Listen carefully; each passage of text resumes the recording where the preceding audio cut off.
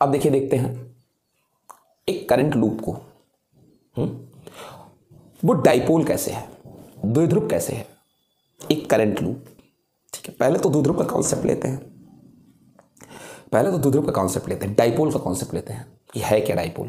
अगर किसी को याद हो, इलेक्ट्रिक डाइपोल क्या हुआ करता था, minus Q and plus Q, इनके बीच का डिस्टेंस कितना हुआ करता था, 2l। और हमने इनके बारे में देखा था कि इनके अंदर एक खास बात है, अगर इनको इलेक्ट्रिक फील्ड में रख दीजिए,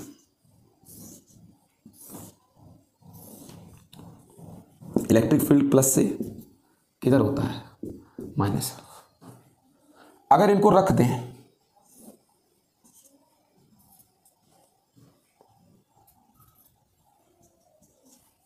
ऐसे फील्ड से कुछ एंगल बनाते हुए, डेफिनेटली इन पर एक टार्क्यू लगता था, आपको पता है माइनस प्लस को अपनी ओर अट्रैक्ट करता है, फोर्स लगाता है, और जो प्लस होते हैं ये माइनस को भी अपनी ओर अट्रैक्ट करते हैं, फोर्स लगाते हैं। और चूंकि इनकी वर्किंग लाइन सेम नहीं है, इस फोर्स की और इस फोर्स की, क्या दोनों की वर्किंग लाइन सेम है? नहीं, एक इधर है, एक इधर है। ये अब एक को इधर खींचेगा और एक इधर खींचेगा तो फट से घूम जाएगा।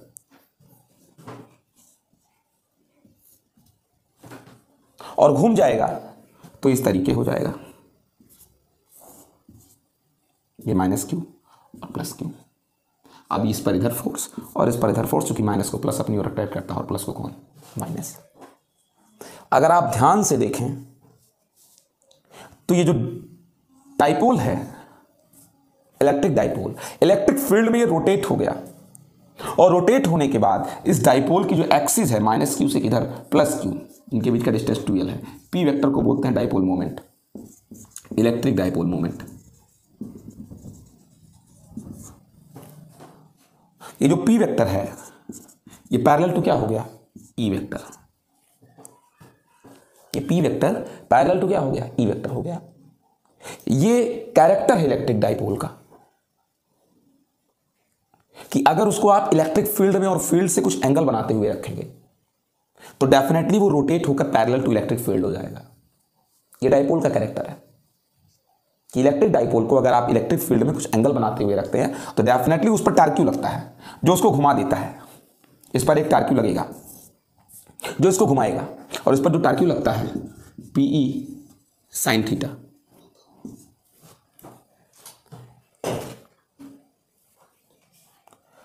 तो पी साइन थीटा इस पर लगता है,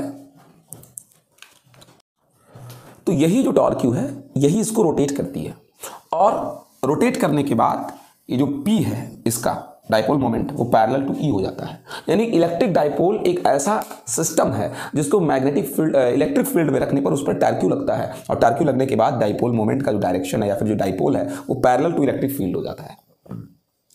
ये डाइपोल की प्रॉपर्टी है। और वो सारे सिस्टम, वो सारी संरचनाएं, वो सारे स्ट्रक्चर जो मैग्नेटिक फील्ड में रखने पर रोटेट हो जाए और पैरेलल टू मैग्नेटिक फील्ड हो जाए, या ट्राई करें कि वो पैरेलल टू मैग्नेटिक फील्ड हो जाए, उनको हम मैग्नेटिक डाइपोल कहते हैं। जैसे इलेक्ट्रिक डाइपोल क्या है कि इसको इलेक्ट्रिक फील्ड में रखने पर ये रोटेट होकर पैरेलल टू इलेक्ट्रिक फील्ड हो जाती है। बिल्कुल इसी तरीके से वो सारे स्ट्रक्चर, वो सारे यूनिट्स जिनको मैग्नेटिक फील्ड में रखने पर वो पैरेलल टू मैग्नेटिक फील्ड होना चाहती हैं या हो जाती हैं, मैग्नेटिक डाइपोल कह जाती है। वो सारी संरचनाएं जिसको चुंबकीय क्षेत्र में रखने पर घूम करके वो चुंबकीय क्षेत्र के समांतर होना चाहती हैं या हो जाती हैं, वो चुंबकीय द्विध्रुव कहलाती हैं। जैसे रॉड मैग्नेट, दंड चुंबक, बार मैग्नेट। अगर आप एक बार मैग्नेट को मैग्नेटिक फील्ड में रख देते हो, ये मैग्नेटिक फील्ड है, अगर आप एक बार मैग्नेट को इसमें रख दो, किसको, बार मैग्नेट को, या फिर बस ये मैग्नेटिक फील्ड है, एक बार मैग्नेट को अगर आप इसमें रख दीजिए, इसको एन कह लीजिए, इसको एस कह लीजिए, एक बार मैग्नेट को आप इसमें रख दीजिए, ऐसे कह दीजिए ना, ऐसे, ये मैग्नेटिक फील्ड। एक बार मैग्नेट को अगर आप इसमें रख देते हैं,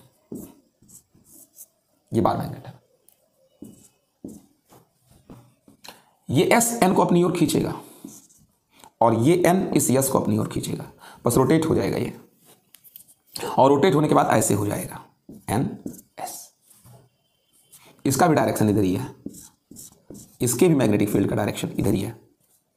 यानी जो एक हमारा बार मैग्नेट था एन एस, ये भी मैग्नेटिक फील्ड में रोटेट हो गया और पैरेलल टू मैग्नेटिक फील्ड हो गया। इसे भी डाइपोल कहते हैं। वो सारे स्ट्रक्चर जो मैग्नेटिक फील्ड में रोटेट होकर के पैरेलल टू मैग्नेटिक फील्ड हो जाते हैं या कोशिश करते हैं मैग्नेटिक फील्ड के पैरेलल होने का, उन सारे स्ट्रक्चर्स को मैग्नेटिक डाइपोल कहते हैं। सिर्फ यही क्यों, थोड़ा सा समझने की और कोशिश करें। अगर मैं एक रॉड मैग्नेट को ऐसे सस्पेंड कर देता हूं फ्रीली, तो ये रोटेट होता है और रोटेट होने के बाद रॉड मैग्नेट या बार मैग्नेट का जो नॉर्थ है वो जियोग्राफिकल नॉर्थ की ओर, और जो साउथ है वो जियोग्राफिकल साउथ की ओर। यानी अगर ये दक्षिण है और ये उत्तर है, ये साउथ है, ये नॉर्थ है, तो रॉड मैग्नेट भी ऐसे रुकेगा, बार मैग्नेट भी, बार मैग्नेट का ये साउथ, ये नॉर्थ। तुम ऐसे करोगे तब भी घूमकर ऐसे हो जाएगा, तुम ऐसे रखोगे तब भी घूमकर ऐसे ही हो जाएगा।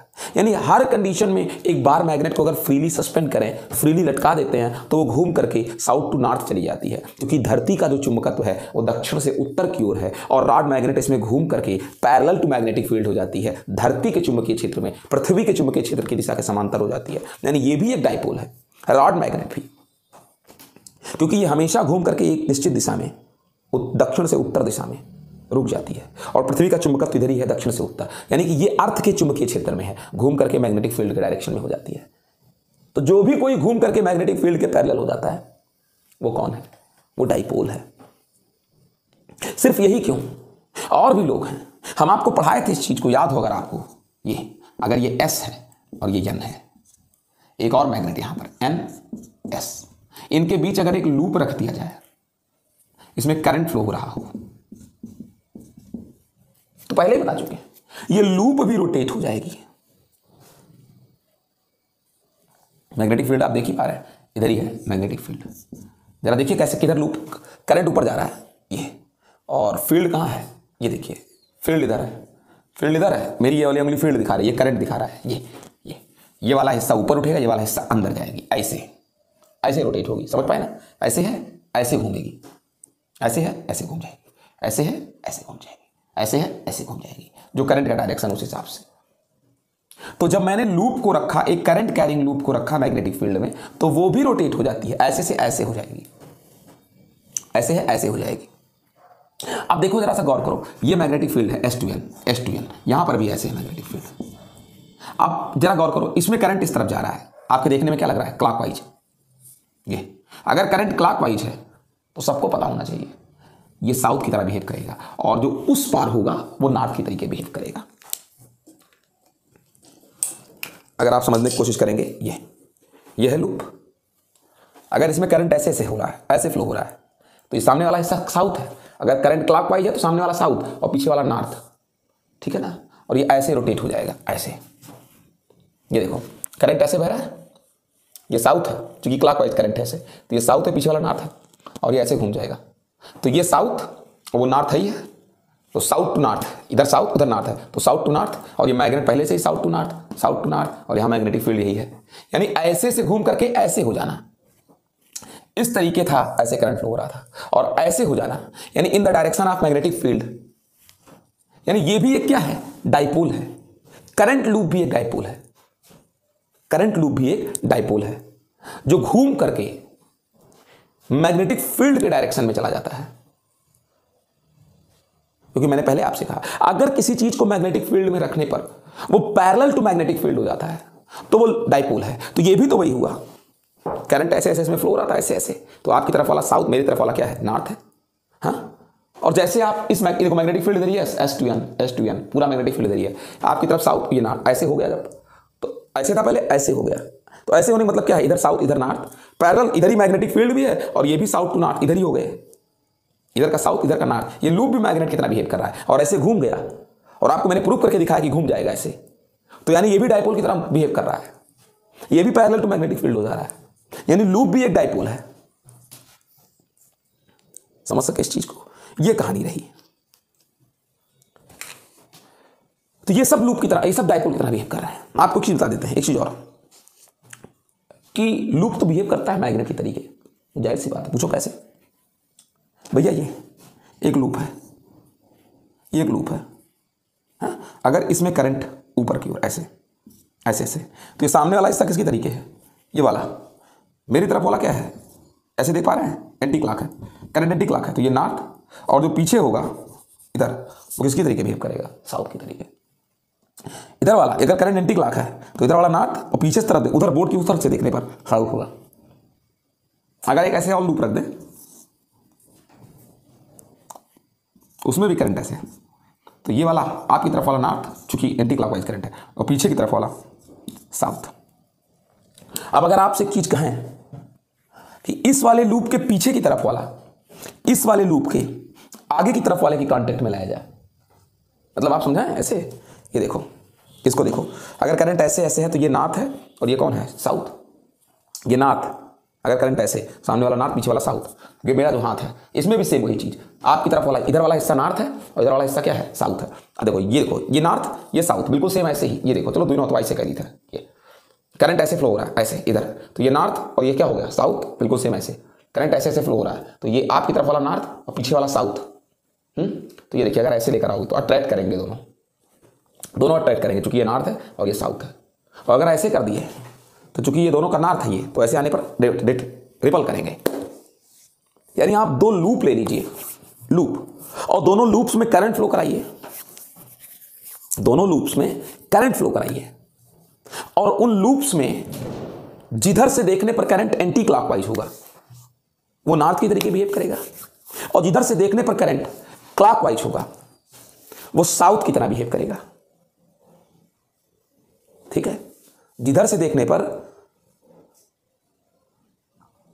एंटी क्लॉकवाइज करंट होगा, दो लूप लीजिए, दोनों में करंट फ्लो कराइए, और जिधर से देखने पर एंटी क्लॉकवाइज करंट होगा वो नॉर्थ की तरीके बिहेव करेगा, और जिधर से देखने पर क्लॉकवाइज करंट होगा वो साउथ की तरीके बिहेव करेगा।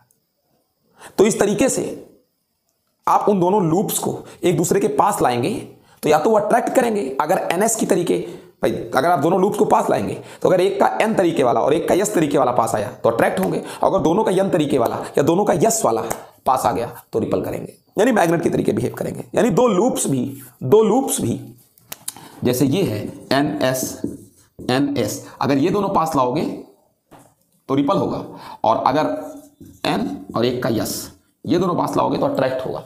ठीक उसी तरीके से दो लूप्स भी बिहेव करते हैं, एक दूसरे के पास आने पर या तो अट्रैक्ट करेंगे वही डायरेक्शन के अनुसार, जैसे यहां समझाया मैंने आपको, एक इधर वाला एन और पीछे वाला एस, इधर वाला एन पीछे वाला एस, उसी के अकॉर्डिंग अगर एन एस के अकॉर्डिंग तुम लेकर आओगे पास तो या तो अट्रैक्ट करेंगे या तो रिपल करेंगे, बिल्कुल डाइपोल की तरीके, द्विध्रुव की तरीके, चुंबक की तरीके।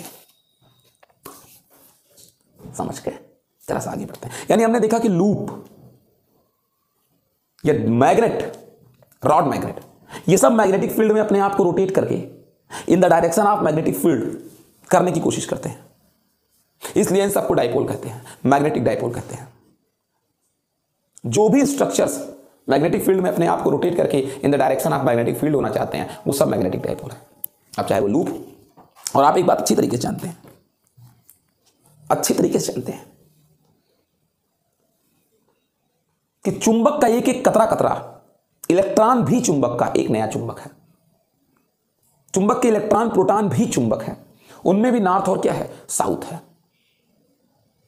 उनमें भी नॉर्थ और क्या है? साउथ है। चुंबक के 1000 टुकड़े मतलब 1000 चुंबक। यानी कुल मिलाकर ये मैंने देख लिया कि अगर किसी भी चुंबक को आप मैग्नेटिक फील्ड में रखते हैं या किसी भी स्ट्रक्चर को अगर आप मैग्नेटिक फील्ड में रखें और वो घूम करके मैग्नेटिक फील्ड के पैरेलल हो जाए, तो घूम करके मैग्नेटिक फील्ड के पैरेलल ऐसे से ऐसे होना, अगर ये मैग्नेटिक फील्ड है और ऐसे लूप है और वो ऐसे हो गई तो इसका मतलब इस पर एक टार्क्यू लगा। तो कितना टार्क्यू लगा, कितना आघूर्ण लग रहा है जिसने मैग्नेट को घुमा करके, डाइपोल को घुमा करके मैग्नेटिक फील्ड के डायरेक्शन में कर दिया, वही हमको आपको निकालना है। Dipole moment, magnetic dipole moment, जैसे tau is equal to P sine theta electric dipole moment, वैसे tau is equal to what is sine theta for magnetic dipole, वो निकालना है। देखिए स्टडी क्या करना है, टार्क्यू स्टडी करना है एक बार मैग्नेट पर, वो भी जो यूनिफॉर्म मैग्नेटिक फील्ड में रखा है, और इसको समझने की कोशिश करिएगा। कुछ बातें हैं, अगर आपको याद हो तो ये इलेक्ट्रिक फील्ड है, प्लस से किधर माइनस, और अगर इसमें मैं बार मैग्नेट डाइपोल रख दूँ, electric dipole plus Q minus Q, इस पर अपोजिट डायरेक्शन में फोर्सेस लगेंगी जो इसको रोटेट कराएंगी और इसको ले आएंगी पैरेलल टू मैग्नेटिक फील्ड। इसका डाइपोल मोमेंट पी वेक्टर है, इलेक्ट्रिक फील्ड ई वेक्टर है, और इसने एंगल थीटा बनाया है, तो इस पर जो टार्क्यू लगा वो पीई क्या बना, साइन थीटा, या इस पर जो टार्क्यू बना वो P vector cross E vector. और ये टार्क्यू बना किससे, इन दोनों फोर्सेस से बना जो इक्वल हैं और अपोजिट है विद डिफरेंट वर्किंग लाइन, भिन्न भिन्न क्रिया रेखाओं से। लेकिन क्या मैग्नेट का भी बिहेव ऐसा होता है? हाँ, बार मैग्नेट भी अगर रख दिया जाए मैग्नेटिक फील्ड में तो उस पर भी टार्क्यू लगती है और वो घूमकर मैग्नेटिक फील्ड के डायरेक्शन में हो जाता है। लेकिन उस पर टार्क्यू लगता कितना है? जैसे ये वैद्युत द्विध्रुवाक घूर्ण है इलेक्ट्रिक डाइपोल मोमेंट, वैसे मैग्नेटिक डाइपोल मोमेंट क्या होता है, सॉरी ये इलेक्ट्रिक डाइपोल मोमेंट। वैसे कितना टार्क्यू, जैसे ये टार्क्यू है डाइपोल पर, इलेक्ट्रिक डाइपोल पर, वैसे मैग्नेटिक डाइपोल पर कितना टार्क्यू लगता है ये निकालना है, ये समझना भी है आपको। इस पर तो दो इक्वल फोर्सेस ने बनाया है ये टार्क्यू जो इसको घुमाएगा। मैग्नेट पर क्या होगा, मैग्नेटिक डाइपोल पर क्या होगा, और आप जान चुके हैं कि डाइपोल कितना बिहेव करते हैं, लूप्स, करंट कैरिंग लूप और बार मैग्नेट। कैसे इसको समझते हैं हम आपको समझाने की कोशिश करते हैं। उसके पहले एक चीज समझिए, थोड़े दिन पहले हमने आपसे कहा था, याद करिए यही फिगर भी था, आप मान सकते हैं कि एक बड़ा सा अगर मैग्नेट है तो ये तमाम सारे लूप से बना है, ऐसे तमाम सारे लूप से बना है। हम आपको समझाए थे इसको।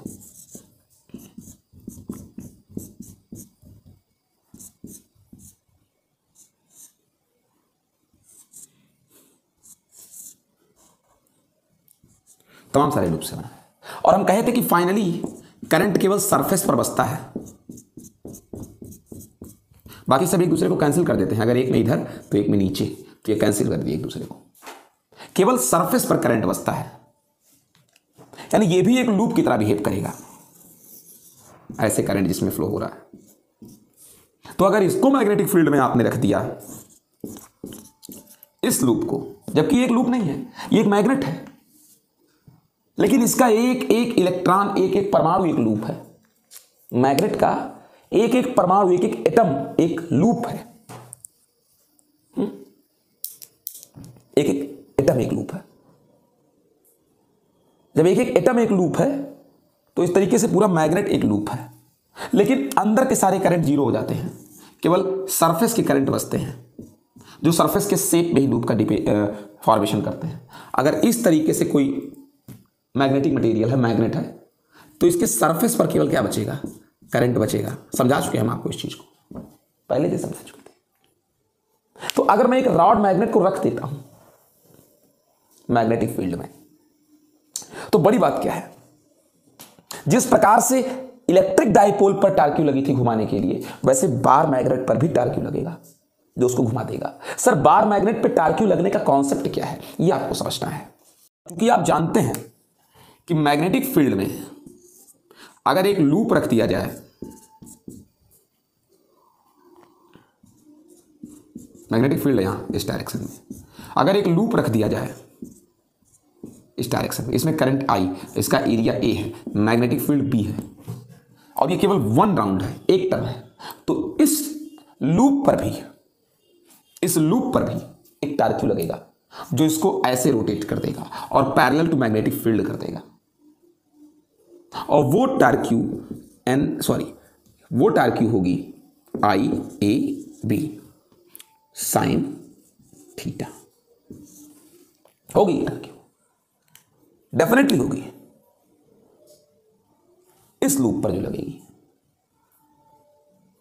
ठीक है, यानी कि ये टार्क्यू इस लूप को घुमाने की प्रवृत्ति रखता है, रोटेट करने का टेंडेंसी रखता है, और घुमाने के बाद इस लूप की जो एक्सिस है वो पैरेलल टू मैग्नेटिक फील्ड हो जाएगी। ऐसे ही अगर आप एक दंड चुंबक को बार मैग्नेट को मैग्नेटिक फील्ड में रखते हैं तो बार मैग्नेट भी घूमेगा और घूमकर पैरेलल टू क्या हो जाएगा, मैग्नेटिक फील्ड हो जाएगा।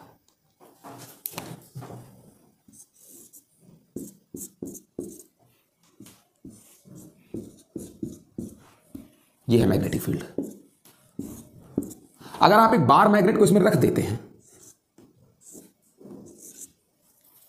तो डेफिनेटली, अगर मान लीजिए ये बार मैग्नेट का S है और ये N है, तो ये बार मैग्नेट भी घूम जाएगा और फिर डेफिनेटली घूम करके पैरेलल टू मैग्नेटिक फील्ड हो जाएगा, ऐसे ही।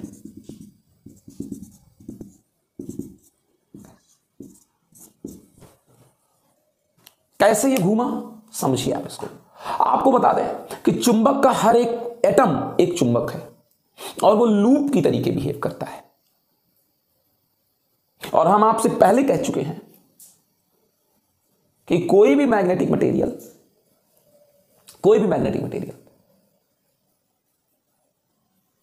एक लूप की तरीके बिहेव करता है और करंट केवल उसके सरफेस पर बचा होता है। करंट केवल उसके किस पर बचा होता है, सरफेस पर बचा होता है। चुंबक का हर एक परमाणु एक लूप है, हर एक एटम एक लूप है,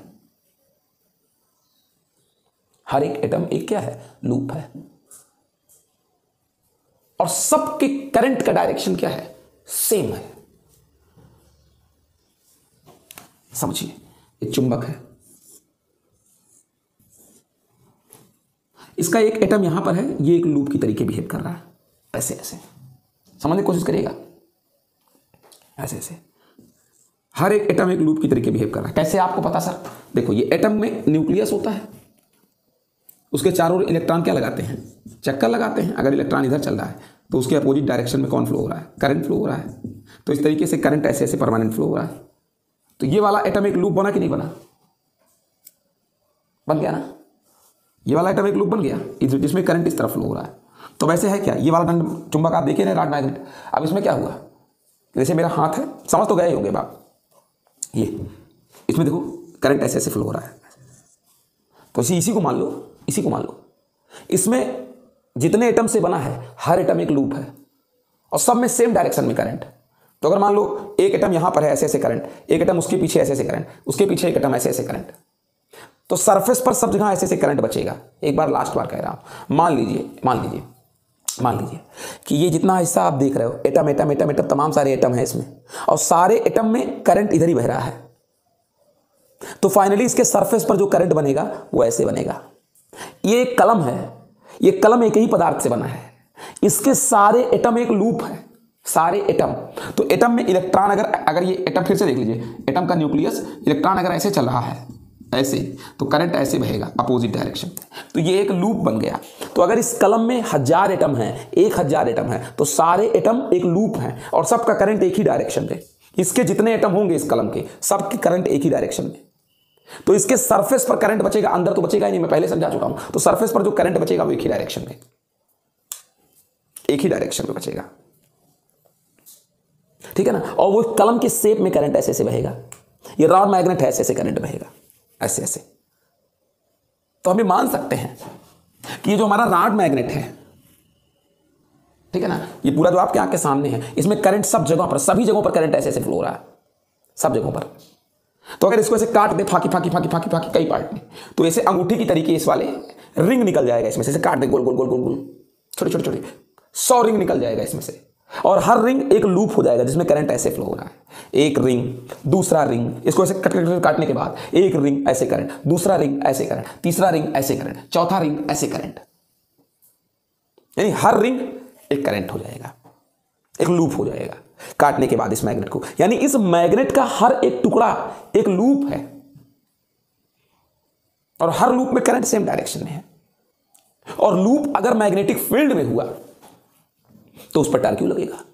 देखिए फिगर में, देखिए समझिएगा, ये है मैग्नेटिक फील्ड। अब समझ जाओगे तो बेहतर है, और नहीं समझे तो हम कुछ कर नहीं सकते इसमें। मैग्नेटिक फील्ड, इसमें एक, तुम अच्छा जानते हो, इसमें एक रॉड मैग्नेट रख दे रहा हूं, रॉड मैग्नेट।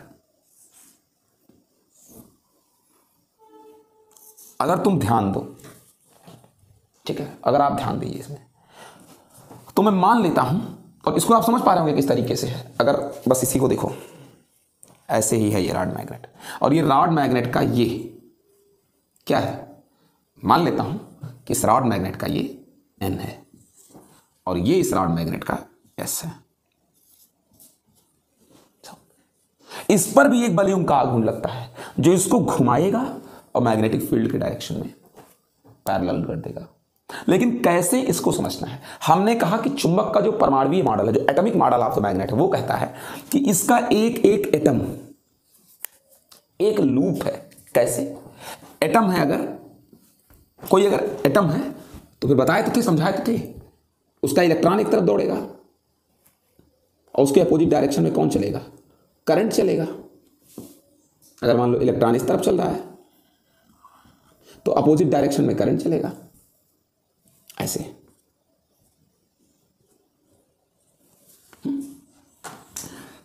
और जितने एटम होंगे सबके इलेक्ट्रॉन एक ही डायरेक्शन में चलेंगे। अगर इलेक्ट्रॉन इस तरफ तो करंट इसके अपोजिट डायरेक्शन में। ये है करंट, ऐसे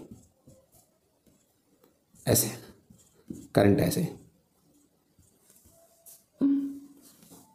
समझ गए मेरी बात को?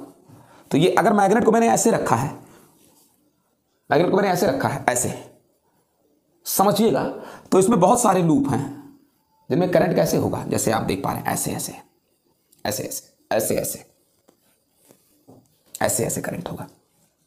बहुत सारे लूप ऐसे, बहुत सारे लूप ऐसे होंगे, ऐसे ऐसे जिनमें करंट होगा, ऐसे ऐसे। तो मानो इसमें तमाम सारे लूप हैं, सब में करंट ऐसे सेम डायरेक्शन में, और हर लूप पर एक टार्क्यू लगता है, आप देख चुके हैं, और वो उस लूप को रोटेट करके in the direction of magnetic field भेज देती है। तो अगर आप समझेंगे इस चीज को, मैं अंतिम बार कह रहा हूं, अगर आप समझते हैं इस चीज को, क्या कि जब मैग्नेटिक फील्ड इस तरीके से था और लूप इस तरीके से था, इस बोर्ड के प्लेन में,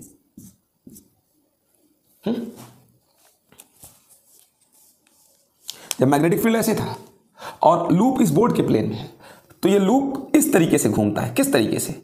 ऐसे, ऐसे।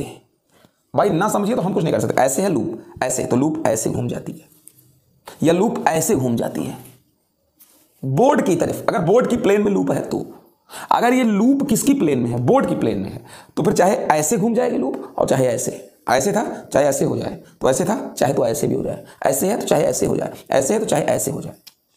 लेकिन आज कंडीशन क्या है? लूप सारे ऐसे हैं, जैसे आप देख पा रहे हैं, चूंकि मैग्नेट हमारा तिरछा है, लूप ऐसे है, लूप ऐसे है।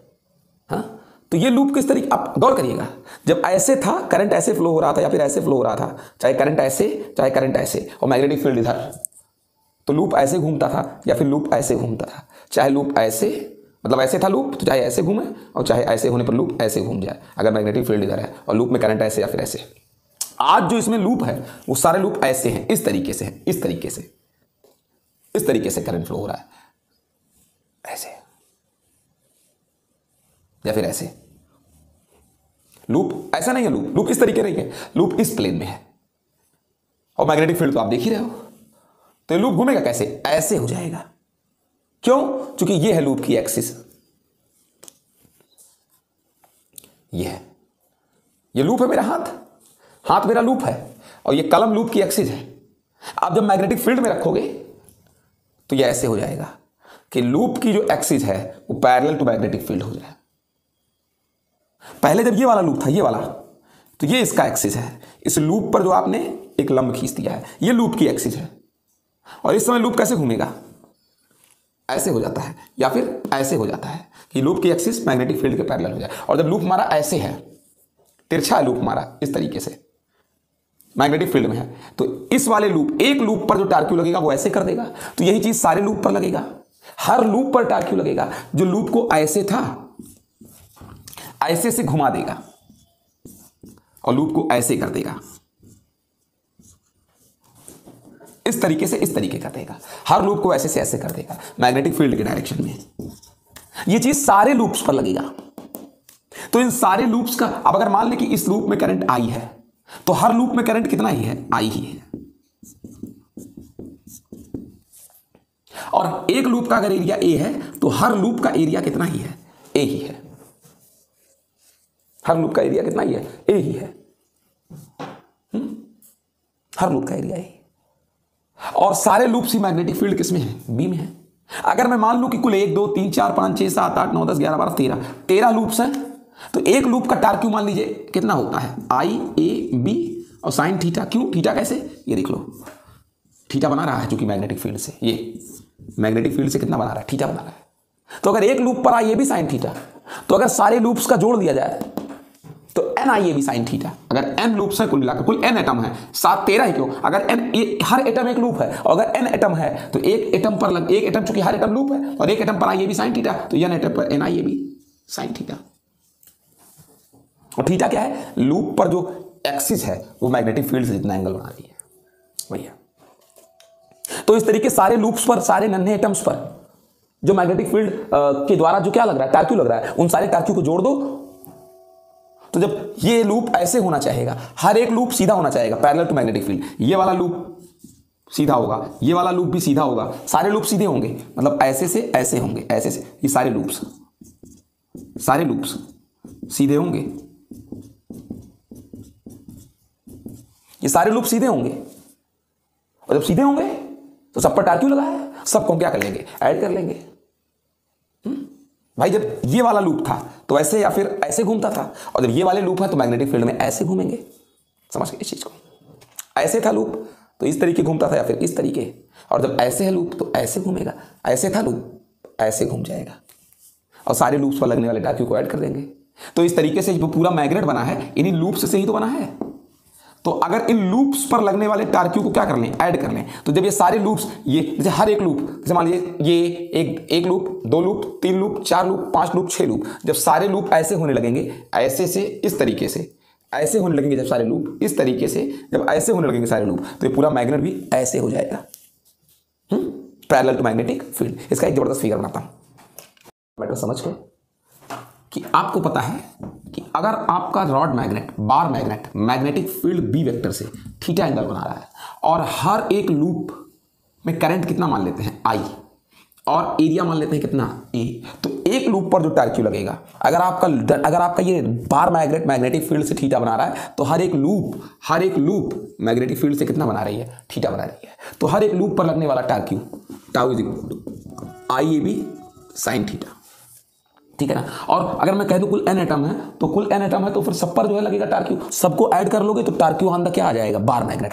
1 2 3 4 5 6 ऐसे एन लूप्स हैं, और सारे लूप्स के अगर टार क्यू को ऐड कर लें तो फिर क्या होगा, ये सारे लूप देख लीजिए, ये सारे लूप इस तरफ घूमना चाहेंगे, इस तरफ सारे लूप इस तरफ घूमना चाहेंगे, ठीक है ना, ऊपर जाना चाहेंगे ऐसे, तो इस तरीके से तो पूरा मैग्नेट ही घूम जाएगा। बताए थे ऐसे से ऐसे होना चाहता है, ऐसे से ऐसे, और देखो होते होते ऐसे से ऐसे हो भी गया यहाँ पर, ठीक है ना। तो एक लूप पर टाउ बराबर आई ए बी, तो अगर एन लूप्स हैं तो फिर टाउ इज इक्वल टू बराबर क्या हो जाएगा, N I A B sine क्या, थीटा। अब उसके बाद जरा सा एक काम करिए, एन आई ए को एक साथ कर लीजिए, बी साइन थीटा हो गया, ठीक है ना। ये पूरे रॉड मैग्नेट पर लगने वाला टार क्यू हो गया है। अब उसके बाद हम आपसे एक चीज क्या कहते हैं कि पहले से भी आपको पता है कि द्विध्रुव जो होता है, सॉरी जो लूप है वो मैग्नेटिक फील्ड में डाइपोल की तरह बिहेव करता है। तो ऐसे लूप सारे लूप को जोड़ करके मैंने पूरे रॉड मैग्नेट, बार मैग्नेट पर लगने वाला टार क्यू निकाल दिया, तो रॉड मैग्नेट को, बार मैग्नेट को ऐसे घुमाकर ऐसे मैग्नेटिक फील्ड के डायरेक्शन में पैरेलल कर देगा। समझ गए इस चीज को। अब उसके बाद आपसे एक चीज मैं पहले भी कह चुका हूं कि जिस तरीके से इलेक्ट्रिक डाइपोल को अगर इलेक्ट्रिक फील्ड में रखते हैं तो उस पर जो टार क्यू लगता है, torque is equal to electric dipole पर वो पीई क्या होता है, साइन थीटा होता है। ठीक उसी तरीके से अगर नकल किया जाए, कॉपी किया जाए, तो इस इक्वेशन को अगर देखो ये फर्स्ट है या फिर ये फर्स्ट है, इसको सेकंड मान लें, तो बिल्कुल सेकंड की तरह बिल्कुल फर्स्ट को ऐड करने पर, मैंने आपसे पहले भी कह चुका था क्या चीज, कि जो बायो-सेवर्ट का रूल था, बायो-सेवर्ट का जो रूल था वो कैसे, वो कुलाम्स रूल को फॉलो, मतलब कुलाम्स रूल के सिमिलर था। जैसे इलेक्ट्रिक फील्ड वैसे जस्ट इलेक्ट्रिक फील्ड में चार्ज क्या है, स्टेबल है, मैग्नेटिक फील्ड में चार्ज मूव कर रहा है, इलेक्ट्रिक फील्ड में चार्ज लेकर चलते हैं, मैग्नेटिक फील्ड में क्या लेकर चलते हैं, करंट लेकर चलते हैं। चूंकि चार्ज मूव कर जाता है तो करंट बन जाता है। जैसे इलेक्ट्रिक डायपोल घूम जाता है इलेक्ट्रिक फील्ड में, वैसे मैग्नेटिक डायपोल मैग्नेटिक फील्ड में घूम जा रहा है। दोनों में हम आपको समझा चुके हैं। सेम उसी तरीके से अगर आप नकल करें तो जैसे P क्या है, जैसे P इलेक्ट्रिक डायपोल मोमेंट है, इलेक्ट्रिक डायपोल मोमेंट है। E क्या है, जैसे E इलेक्ट्रिक फील्ड है। और थीटा क्या है, थीटा P वेक्टर और E वेक्टर के बीच का एंगल है। ठीक उसी तरीके से अगर नकल किया जाए तो मैं बिल्कुल कह सकता हूं क्या चीज, अगर कंपैरिजन करें फर्स्ट और किसकी, सेकंड की, तो जैसे B है, जैसे E था वैसे B है, E की तरीके B है। और जहां P है इलेक्ट्रिक डायपोल मोमेंट, वैसे हमारा कौन है, NIA है। इसको हम M लिखेंगे, मैग्नेटिक डायपोल मोमेंट। और इस तरीके से जैसे ये क्या है, थीटा क्या था, P वेक्टर और E वेक्टर, वैसे हमारा ये जो थीटा है ये असल में एंगल है M वेक्टर और किसके बीच का, B वेक्टर के बीच का, साइन थीटा बराबर ये टार्क्यू इन मैग्नेटिक फील्ड में है।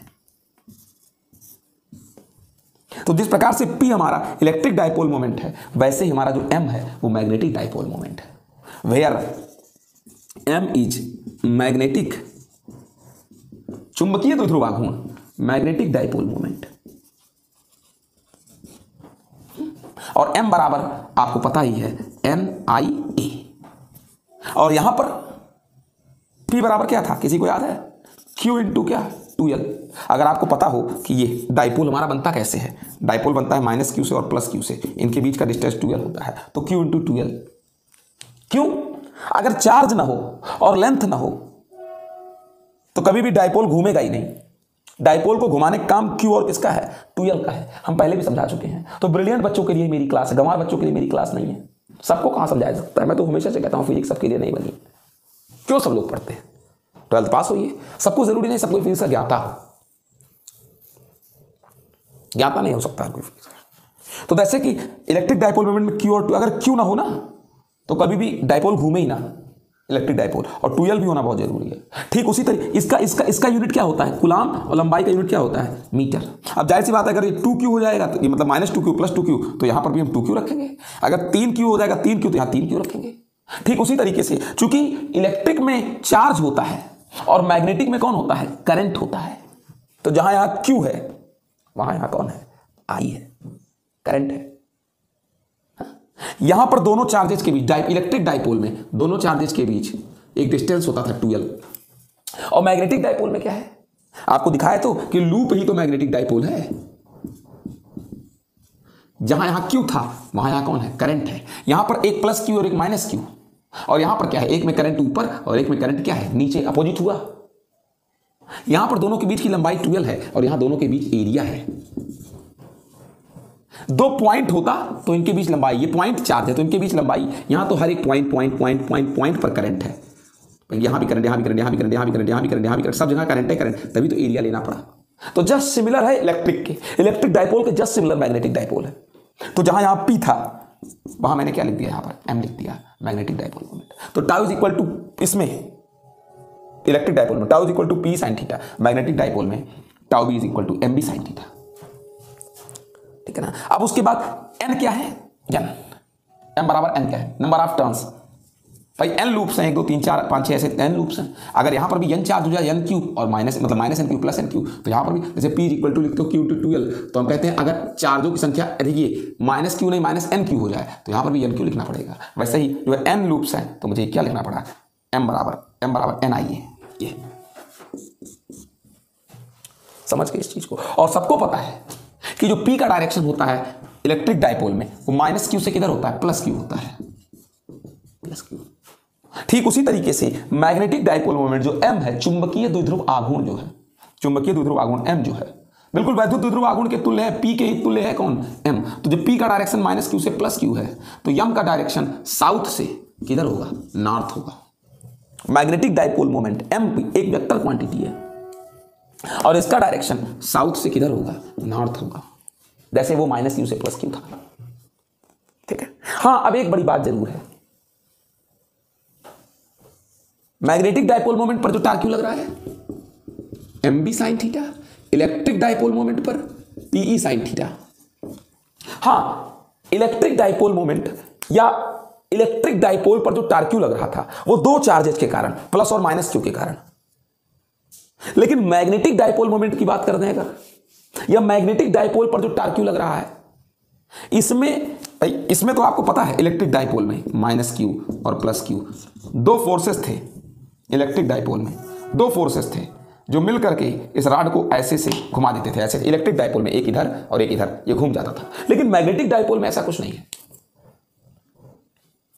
मैग्नेटिक डाइपोल को घुमाने में, टार्क क्यू लगाने में, मैग्नेटिक डाइपोल ऐसे से ऐसे हो गया तो कोई दो पोल या साउथ और नॉर्थ दो लोग के होने का कोई रिस्पॉन्सिबिलिटी नहीं है। ये अपने आप में एक फ्री, अनडिपेंडेंट, इंडिपेंडेंट फिजिकल क्वांटिटी है। मैग्नेटिक डाइपोल मोमेंट के लिए दो टर्मिनल्स यानी साउथ और नॉर्थ का कोई रिस्पॉन्सिबिलिटी नहीं है। मतलब क्या है, आमतौर पर फिर से कह दे रहा हूं कि फिर से मैं इस चीज को समझा दे रहा हूं, ये माइनस क्यू और प्लस क्यू दो चार्ज अमाउंट है, दोनों पर अलग अलग फोर्सेज लगे थे, एक पर इधर और एक पर इधर, इधर F2। दो फोर्सेज मिलकर के इलेक्ट्रिक डाइपोल पर लगने वाले टार्क क्यू को बनाते थे, दो फोर्सेस। लेकिन मैग्नेटिक डाइपोल को घुमाने के लिए, मैग्नेटिक डाइपोल को या बार मैग्नेट को मैग्नेटिक फील्ड में घुमाने के लिए कोई दो फोर्स नहीं थे, कोई दो फोर्स नहीं थे। अपने आप ऐसे से ऐसे घूम गया, और जैसे घूमा हमने आपको बताया कैसे घूमा, लेकिन दो फोर्सेज नहीं थे। इस टार्क क्यू को दो फोर्स ने नहीं बनाया,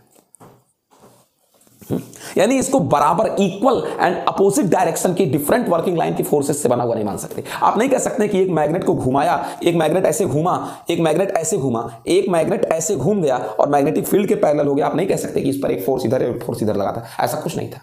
यहां तो कहानी ही अलग थी। क्या थी, ऐसे क्या है, रोल खाए हैं कभी, रोल ऐसे काट काट काट काट देता है ना, हर रोल पर, जैसे मेरा यहां, जैसे देखिए 4 अंगुली है, एक लूप, ये दूसरा लूप, ये तीसरा लूप और ये चौथा लूप।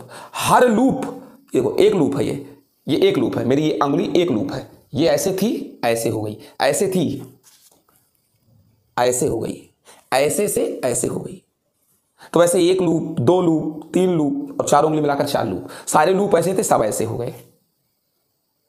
कोई ऐसी बात नहीं है कि एक फोर्स इधर एक फोर्स इधर, तो ऐसे होगा। दो different forces electric dipole moment पर या इलेक्ट्रिक डाइपोल पर जो टार्क क्यू लगी थी इलेक्ट्रिक डाइपोल पर, क्यों? चूंकि एक फोर्स इधर था और एक फोर्स इधर, दो फोर्सेस अपोजिट डायरेक्शन में, तो वो घूम पाई थी। लेकिन मैग्नेटिक डाइपोल, अगर ये मैग्नेटिक डाइपोल है तो एक फोर्स इधर और एक फोर्स इधर नहीं लगी है। बताया तो क्या है, हर बार एक लूप, एक लूप, एक लूप, दूसरा लूप, तीसरा लूप, चौथा लूप, हर लूप ऐसे से ऐसे हुई, ऐसे से ऐसे हुई, तो पूरा का पूरा रॉड मैग्नेट घूम गया। ठीक है, और उस पर कितना लगा टार्क क्यू दिखाए तो mb sin theta. Magnetic dipole moment क्या है? मैग्नेटिक डाइपोल मोमेंट क्या है? अगर आप किसी भी मैग्नेटिक डाइपोल को, किसी चुंबकीय द्विध्रुव को चुंबकीय क्षेत्र में रखते हैं तो द्विध्रुव पर एक बलियुम का आघूर्ण लगता है, ठीक है ना, एक टार्क क्यू लगता है जो द्विध्रुव को घुमाकर चुंबकीय क्षेत्र की दिशा में संरेखित करने का प्रयत्न करता है। चुंबकीय क्षेत्र में जब किसी चुंबकीय द्विध्रुव को क्षेत्र की दिशा से थीटा कोण बनाते हुए रखा जाता है तो द्विध्रुव पर एक बलियुम का आघूर्ण लगता है जो इस द्विध्रुव को घुमाएगा। इस पर एक टार्क क्यू लगेगा जो इसको रोटेट कराएगा और फाइनली रोटेट करके मैग्नेटिक फील्ड के डायरेक्शन में नॉर्थ साउथ में एडवांस कर देगा, पैरेलल कर देगा। द्विध्रुव पर एक बलियुम का आघूर्ण लगेगा, टार्क क्यू लगेगा, टाउ लगेगा, जो द्विध्रुव को घुमा करके फील्ड के डायरेक्शन में ओरिएंट कर देगा। अगर मैं मान लूं कि किसी मैग्नेटिक फील्ड बी में थीटा एंगल बनाते हुए एम डाइपोल मोमेंट वाला, एम द्विध्रुव आघूर्ण वाला कोई बार मैग्नेट, कोई चुंबकीय द्विध्रुव रखा गया है, तो इस पर लगने वाला torque Q M B sine theta होगा, जहां एम चुंबकीय द्विध्रुव आघूर्ण है और टाउ क्या है? द्विध्रुव पर लगने वाला बलियुम का आघूर्ण, टार्क क्यू है। अब यहां से एक चीज अगर आपसे कहें कि मुझे चुंबकीय द्विध्रुव आघूर्ण m जानना है तो m बराबर tau upon b sine theta. If, और सबको पता है कि अगर साइन थीटा में अगर थीटा 90 हो जाए तो जो टाउ होगा वो टाउ मैक्स हो जाएगा, और अगर b की वैल्यू 1 टेस्ला हो जाए तो m is equal to tau max और बता तो दिया बी की वैल्यू कितनी 1 टेस्ला और साइन कितना थीटा एंगल कितना 90, यानी m is equal to tau max. यानी जो मैग्नेटिक डाइपोल मोमेंट है वो मैक्सिमम टार्क्यू को इक्वल हो जाएगा। कब? ये इस कंडीशन में NS। अगर मैग्नेटिक फील्ड 1 टेस्ला है और इसमें डाइपोल को कितनी डिग्री पर रखें 90 डिग्री पर रखें, तो उस समय इस पर लगने वाला जो टार्क्यू होगा वो मैक्स होगा। यानी चुंबकीय द्विध्रुव आघूर्ण 1 टेस्ला के चुंबकीय क्षेत्र में रखे द्विध्रुव पर लगने वाला महत्तम वॉल्यूम का आघूर्ण होता है। Magnetic dipole moment is equal to the maximum torque on the dipole placed in the magnetic field of 1 Tesla perpendicular। चुंबकीय द्विध्रुव आघूर्ण द्विध्रुव पर आरोपित उस महत्तम मैक्सिमम वॉल्यूम के आघूर्ण के तुल्य होता है जो द्विध्रुव को एक समान चुंबकीय क्षेत्र, जो द्विध्रुव को 1 टेस्ला वाले एक समान चुंबकीय क्षेत्र में क्षेत्र के लंबवत रखने पर द्विध्रुव पर आरोपित होता है। भाई यम जो है कब बराबर है टाउ मैक्स के? द्विध्रुव आघूर्ण वॉल्यूम के आघूर्ण के महत्तम मान के बराबर कब है? ये द्विध्रुव आघूर्ण चुंबकीय द्विध्रुव आघूर्ण द्विध्रुव पर लगने वाले उस महत्तम वॉल्यूम के आघूर्ण के तुल्य है जो द्विध्रुव को 1 टेस्ला वाले एक समान चुंबकीय क्षेत्र में क्षेत्र के लंबवत रखने पर द्विध्रुव पर आरोपित होता है। ये टाउ मैक्स कब लगा? ये टाउ मैक्स तब लगा जब आपने 1 टेस्ला के चुंबकीय क्षेत्र में द्विध्रुव को परपेंडिकुलर रख दिया, और तब उसी टाउ मैक्स के बराबर m है। Magnetic dipole moment is equal to the maximum torque applied acted on the magnetic dipole perpendicular placed in 1 Tesla's magnetic field। Magnetic dipole moment is equal to the maximum torque acted on the magnetic dipole perpendicular placed in the magnetic field of 1 Tesla। Magnetic dipole moment is equal to the tau max maximum torque acted on the dipole placed perpendicular in the magnetic field of 1 Tesla। 1 Tesla के magnetic field में dipole को perpendicular रखने पर इस dipole पर जो टार्क्यू लगता है वो मैक्सिमम टार्क्यू होता है, और वही मैग्नेटिक डाइपोल मोमेंट m के क्या होता है? इक्वल होता है। ठीक है, ये इसकी बात हो गई। और मैं आपको बता दूं कि जो m है ये एक वेक्टर क्वांटिटी है और इसका डायरेक्शन किधर होता है? इसका डायरेक्शन साउथ टू नॉर्थ होता है, S to N होता है। सर इसके डायरेक्शन को कैसे हम पता कर पाएंगे? बिल्कुल पता कर लेंगे। अगर ये मान लीजिए ये बार मैग्नेट है, ठीक है ना, या फिर ये कोई मैग्नेट है, और आपको बता दें बार मैग्नेट हो या मैग्नेट हो या परिनालिका हो, सोलेनाइड, अगर मैं कह दूं कि इसमें करंट इधर फ्लो हो रहा है, मैं इधर से देखा करंट इस तरफ फ्लो हो रहा है, इधर मेरी तरफ से इस तरफ करंट, तो अपनी राइट हैंड को लीजिए और अपनी अंगुलियों को ऐसे रैप करिए, और करंट के डायरेक्शन में अगर करंट इधर तो अंगुलियों को ऐसे रैप करिए। ऐसे था, करंट इधर बह रहा है तो अंगुलियों को ऐसे राइट हैंड में पकड़िए मैग्नेट को या लूप को जिसमें करंट फ्लो हो रहा है, और अंगुलियों को करंट के डायरेक्शन में मोड़िए, तो अंगूठे का जो डायरेक्शन होगा वही डायरेक्शन ऑफ क्या होगा? मैग्नेटिक डाइपोल मोमेंट, वही m का डायरेक्शन होगा। भाई क्यों? करंट इधर फ्लो हो रहा है इधर, तो मेरी तरफ से देखने पर करंट एंटी क्लॉकवाइज, तो ये नॉर्थ है और पीछे वाला साउथ, तो साउथ से नॉर्थ की ओर m का डायरेक्शन होगा। अंगुलियों को करंट के डायरेक्शन में रोटेट, करंट इधर, अंगुलियों को करंट के डायरेक्शन में रैप किया तो अंगूठा दिखा रहा है मैग्नेटिक डाइपोल मोमेंट m के डायरेक्शन। ये क्लियर हो गया आपका। ठीक है, अब उसके बाद अगर आप चाहें यूनिट निकालना तो कोई बड़ी बात थोड़ी ना है। यम इज इक्वल टू क्या है? NIA, और सबको पता है यन यूनिट कोई नहीं होता, n तो टर्न से कितने फेरे हैं, I एम्पियर और एरिया मीटर स्क्वायर, ये इसका क्या हो गया? यूनिट हो गया। ठीक है बेटा, अब देख लीजिए जरा सा अगली हेडिंग क्या है।